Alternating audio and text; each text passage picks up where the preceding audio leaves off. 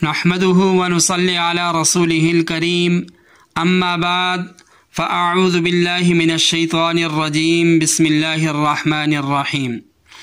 والسابقون الأولون من المهاجرين والأنصار والذين اتبعوهم بإحسان رضي الله عنهم ورضوا عنه۔ حقیقت کروں گا بیان دوستو، حقیقت کروں گا بیان دوستو،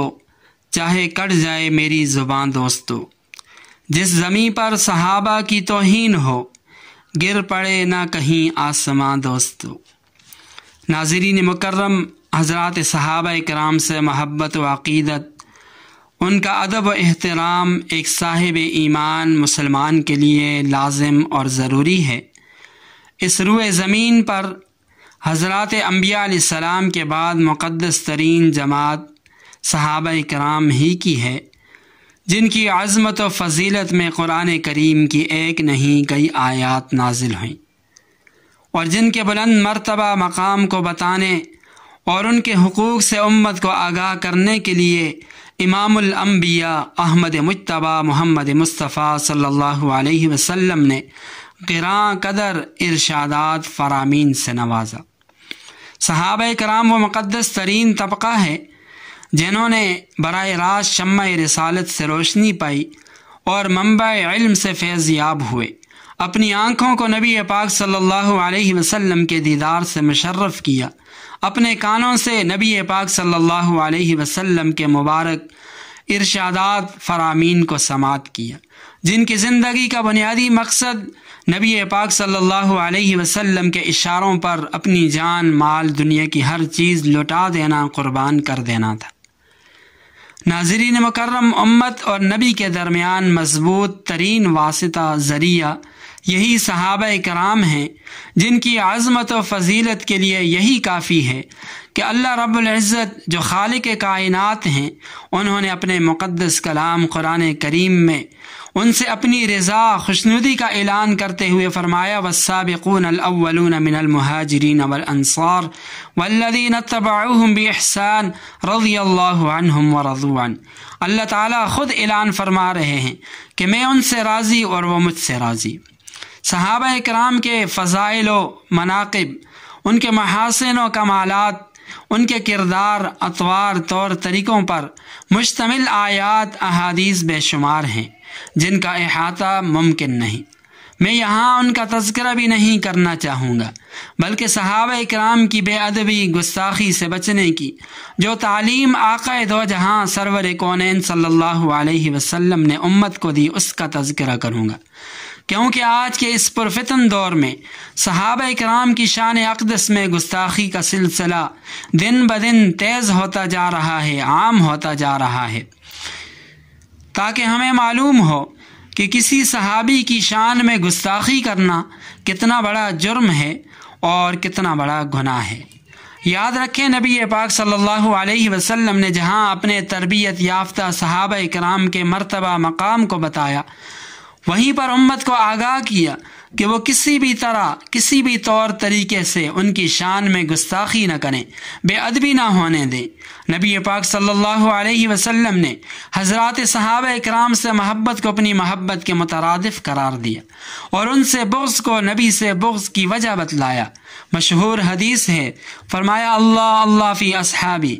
اے لوگوں میرے صحابہ کے بارے میں اللہ سے ڈرو، اللہ سے ڈرو، ان کو میرے بعد تان و تشنیع کے لیے تختہ مشق مت بنانا،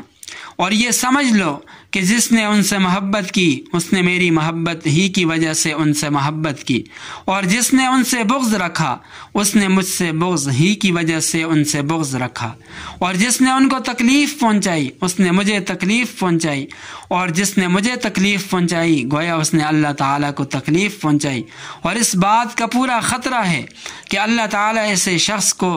دنیا کے اندر اور آخرت کے اندر ذلت ناک عذاب کے اندر مبتلا کر دیں۔ مولانا منظور نعمانی رحمہ اللہ اس حدیث کی شرح میں فرماتے ہیں کہ آئندہ آنے والی نسلیں صحابہ کرام کے بارے میں انتہائی احتیاط سے کام لیں، ان کی تعظیم و تکریم، ان کے حقوق کی ادائیگی کا خاص طور پر خیال رکھیں، کسی قسم کی بے ادبی، کسی قسم کی گستاخی ان کے بارے میں نہ کریں، ورنہ دنیا کے اندر بھی اور آخرت کے اندر شدید عذاب کا خطرہ ہے کہ ایسے لوگوں کو اللہ تعالیٰ ذلت ناک عذاب سے دنیا کے اندر اور آخرت کے اندر ایسے لوگوں کو دوچار کر دیں۔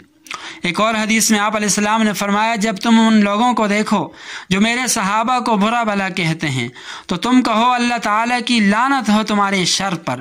ایک اور حدیث میں فرمایا، میرے صحابہ میں سے کسی کو برا بھلا مت کہو،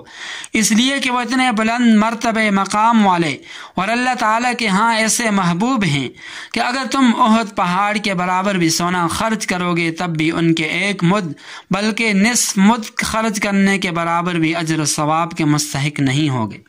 ایک اور حدیث میں فرمایا کہ بلا شبہ میری امت کے برے لوگ، بدترین لوگ، رذیل اور ذلیل لوگ وہ ہیں جو میرے صحابہ کے بارے میں گستاخ ہیں۔ ناظرین مکرم، صحابہ کرام کی تعظیم امت پر لازم ہے، اور امت کا یہ اتفاقی اجماعی مسئلہ ہے کہ صحابہ کرام میں سے ادنا صحابی کی ادنا سے ادنا توہین، گستاخی کسی بھی طور پر جائز نہیں۔ اس سلسلے میں علامہ ابن تیمیہ رحمہ اللہ نے لکھا ہے کہ اہل سنت کے عقائد اور ان کے اصول میں یہ بات بھی داخل ہے کہ وہ اپنے دلوں اور زبانوں کو صحابہ کرام کے معاملے میں صاف رکھتے ہیں۔ یہ اہل سنت کے عقائد میں اصول میں یہ بات داخل ہے کہ صحابہ کرام کے بارے میں دل کے اندر ذرا بھی میل کچیل نہ ہو۔ تو جس کے دل کے اندر میل ہوگا وہ لاکھ اپنے آپ کو مفتی کہے، شیخ الحدیث کہے، وہ لاکھ لوگوں کے سامنے نعرے بلند کرتا رہے، ایسا بے غیرت انسان، ذلیل اور کمینہ انسان وہ اہل سنت کے اندر کبھی بھی نہیں ہو سکتا۔ بلکہ امیر المؤمنین حضرت عمر فاروق رضی اللہ تعالی عنہ سے ثابت ہے کہ انہوں نے ایک مرتبہ ایک شخص کو صرف اس وجہ سے کوڑے لگوائے جس نے حضرت عمر کو حضرت ابو بکر صدیق رضی اللہ تعالی عنہ پر فوقیت دی تھی۔ پھر حضرت عمر فاروق رضی اللہ تعالی عنہ نے فرمایا کہ ابو بکر صدیق رسول اللہ صلی اللہ علیہ وسلم کے بعد لوگوں میں سب سے زیادہ افضل ترین ہیں فلاں فلاں چیزوں میں۔ پھر فرمایا کہ جو اس کے خلاف کرے گا، جو اس کے خلاف کہے گا، اس پر فرمایا میں حد نافذ کروں گا، جیسا کہ اس جوتے کو کوڑے لگائے گئے۔ اسی طرح امیر المؤمنین حضرت علی بن طالب رضی اللہ تعالی عنہ کے بارے میں آتا ہے، فرمایا جو کوئی بھی ابو بکر و عمر پر مجھے فضیلت دے گا تو فرمایا میں اس پر جھوٹ و افتراء کی حد نافذ کروں گا۔ ناظرین مکرم، اندازہ لگائیں، جب دو خلیفہ راشد حضرت عمر فاروق اور حضرت علی ان لوگوں پر جھوٹ و افتراء کی حد نافذ کرنے کا عزم رکھتے ہیں جو حضرت علی کو ابو بکر و عمر پر صرف ترجیح دیتے ہیں، ان کی بے ادبی گستاخی نہیں کرتے، صرف ترجیح دیتے ہیں، یا عمر کو ابو بکر پر فوقیت دیتے ہیں، حالانکہ محض افضلیت اوپر نیچے کرنے میں بظاہر کوئی بہت بڑی گستاخی نہیں ہے، کوئی گالی نہیں ہے، کوئی بے ادبی نہیں ہے، تو اندازہ لگائیں کہ صحابہ کرام کو گالی دینے، ان کو برا بھلا کہنے والوں کی سزا ان حضرات کے نزدیک کتنی سخت ہوگی۔ ناظرین مکرم، صحابہ کرام و مقدس جماعت ہے کہ جن کی شان میں گستاخی، ادنا سے ادنا بے ادبی، وہ خاتمہ بالخیر سے محرومی کا سبب ہے۔ علامہ جلال الدین سیوطی رحمہ اللہ نے ایک واقعہ لکھا ہے کہ جب ایک شخص پر موت کی حالت طاری ہوئی تو اسے کہا گیا لا الہ الا اللہ کہو۔ اس نے کہا میں نہیں کہہ پا رہا کیونکہ میں ایسے لوگوں کے ساتھ رہتا تھا جو مجھے حکم دیتے تھے کہ ابو بکر و عمر کو گالم گلوچ کرو، ان کو برا بلا کہو۔ حضرت عمر فاروق رضی اللہ تعالی عنہ کے دور خلافت میں حضرت سعد بن ابی وقاص رضی اللہ تعالی عنہ یہ کوفے کے گورنر تھے۔ کچھ لوگوں نے ان کے خلاف سازشیں شروع کی اور دربار خلافت میں ان کی شکایات بھیجنا شروع کی۔ جب حضرت عمر فاروق رضی اللہ تعالی عنہ کو پتہ چلا تو حضرت نے ایک تحقیقاتی ٹیم تشکیل دی اور ان شکایت کرنے والوں کے ساتھ کوفہ بھیجی۔ چنانچہ جب اس ٹیم کے ارکان کوفہ پہنچے تو کوفہ کی تمام مساجد میں جا جا کر معاملات کی تحقیق شروع کی، لیکن کسی بھی جگہ سے کوئی ایک شکایت بھی درست ثابت نہ ہوئی۔ صرف ایک مسجد میں ایک شخص ابو سعدہ، اس نے الزام لگایا کہ بخدا سعد نہ تو اموال کی تقسیم میں عدل و انصاف سے کام لیتے ہیں اور نہ عدالتی فیصلوں کے اندر عدل و انصاف سے کام لیتے ہیں، اور نہ کفار کے خلاف جنگوں میں ہمارے ساتھ نکلتے ہیں۔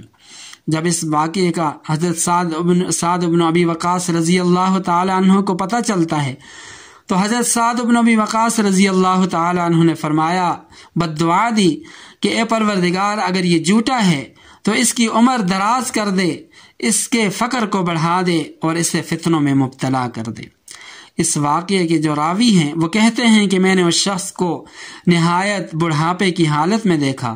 بڑھاپے کی وجہ سے اس کی پلکیں آنکھوں پر گری ہوئی تھی، فقر سے بدحال تھا اور راہ چلتی لڑکیوں کو چھیڑا کرتا تھا، اور جب اس سے پوچھتے کہ کیا حالت ہو رہی ہے تو کہتا کہ میں فتنے میں مبتلا ایک بوڑھا ہوں، مجھے حضرت سعد کی بد دعا لگ گئی۔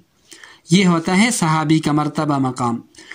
کہ صحابی کی بے ادبی گستاخی نہیں کی، محض الزام لگایا، اور اس صحابی کی بد دعا کی وجہ سے اس کا انجام کیسا ہوا۔ ناظرین مکرم، آج کے اس پرفتن دور میں